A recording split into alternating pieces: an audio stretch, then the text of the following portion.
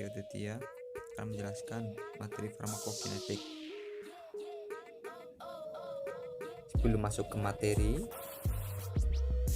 ada yang tahu pengertian dari farmakokinetik? Farmakokinetik adalah cabang ilmu dari farmakologi yang mempelajari tentang perjalanan obat mulai sejak diminum hingga keluar melalui organ ekskresi di tubuh manusia. Dalam perjalanan obat sejak diminum sampai keluar ini melalui beberapa fase. Kita menyebutnya fase farmakokinetik. Yang pertama, absorpsi, distribusi, metabolisme, dan ekskresi. Ya, fase farmakokinetik yang pertama, absorpsi ya. Absorpsi ini ditandai oleh masuknya xenobiotika atau toksin dari tempat kontak atau paparan menuju ke sirkulasi sistemik tubuh. Atau lebih rincinya kita menjelaskannya, pergerakan partikel-partikel obat dari konsentrasi tinggi dari saluran gastrointestinal ke dalam cairan tubuh melalui absorpsi pasif, absorpsi aktif, renositosis atau pinositosis. Selanjutnya penjelasannya yaitu absorpsi obat dapat dipengaruhi oleh cairan aliran darah, nyeri, stres, kelaparan makanan, dan pH. Faktor-faktor yang mempengaruhi ekskresi, faktor-faktor yang mempengaruhi absorpsi obat antara lain rute pemberian obat, daya larut obat, dan kondisi di tempat absorpsinya. Farmakokinetik yang kedua yaitu distribusi. Distribusi ini merupakan proses di mana obat berada dalam cairan tubuh dan jaringan tubuh. Pada saat ini obat akan didistribusikan. Distribusi obat dapat dipengaruhi oleh aliran darah atau dinamika sirkulasi, afinitas atau kekuatan penggabungan terhadap jaringan, berat komposisi badan, dan efek pengikat dengan protein. Fase farmakokinetik selanjutnya yaitu metabolisme.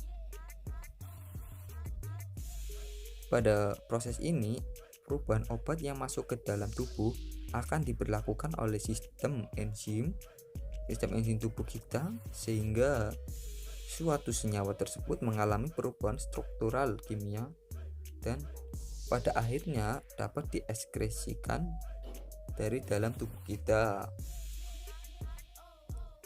Tempat metabolisme utamanya di hati. Selanjutnya fase farmakokinetik selanjutnya eliminasi atau ekskresi. Pada proses ini xenobiotika atau toksin dapat dikeluarkan dengan cepat atau perlahan ya. Xenobiotika dikeluarkan baik dalam bentuk asalnya maupun sebagai metaboliknya. Rute utama dari eliminasi obat ini adalah melalui ginjal. Rute-rute lain meliputi empedu, feses, paru-paru, saliva, dan air susu ibu. Keringat juga bisa. Obat bebas yang tidak berkaitan dengan protein tidak dapat difiltrasi oleh ginjal. Sekali obat dilepaskan bebas dan akhirnya akan diekskresikan melalui urin.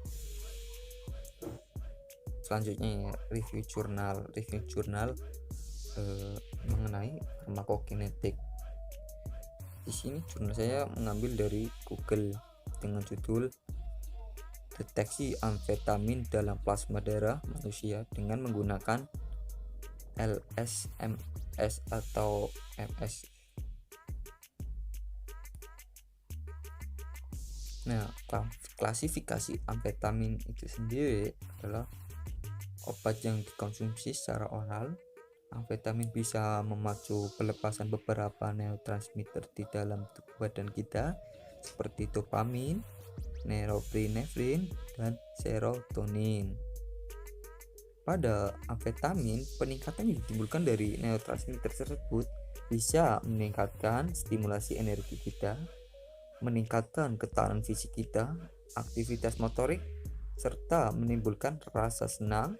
Semua organ di dalam tubuh bekerja lebih keras sehingga pengguna merasa lebih fokus, bertenaga, percaya diri, dan dapat berpikir dengan cepat.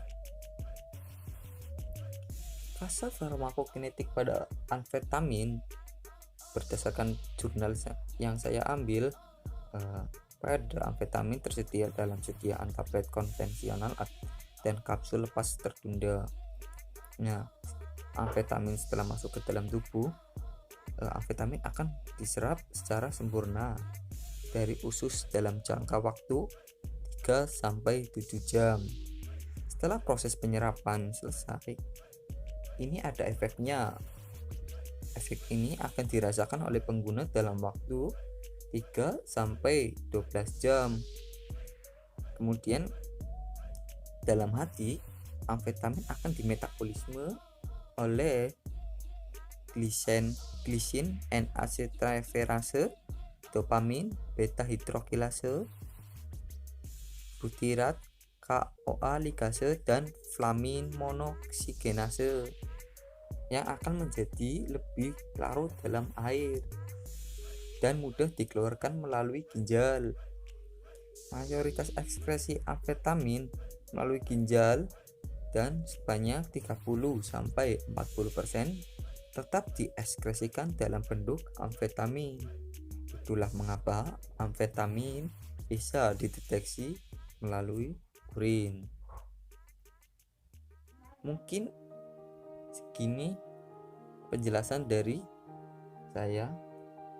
Apabila penjelasan saya kurang detail atau kurang jelas, mohon dimaklumi karena saya juga masih belajar. Bila ada pertanyaan dari Anda yang masih bingung dengan penjelasan saya, silahkan komen di kolom komentar dan jangan lupa subscribe. Terima kasih. Wassalamualaikum. Bye bye.